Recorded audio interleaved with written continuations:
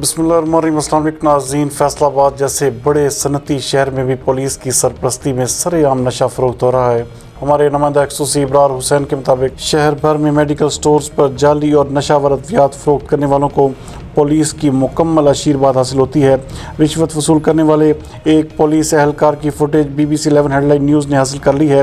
محمد امین نامی یہ police constable تھانہ منصور آباد میں تعینات ہے اور نشات آباد میں واقع نشہ فروخت کرنے والے میڈیکل سٹورز پر یہ پولیس اہلکار منتھلی رہنے پہنچ گیا۔ ناظرین، 3 ماہ سے عوامی جانوں سے کھلواڑ کرنے والوں سے یہ شخص 1500 روپے ماہانہ اکٹھا کر رہا ہے۔ پولیس اہلکار نے رشوت وصول کرتے ہوئے دکاندار کو یقین دلایا کہ ہم مکمل طور پر آپ کے ساتھ ہیں۔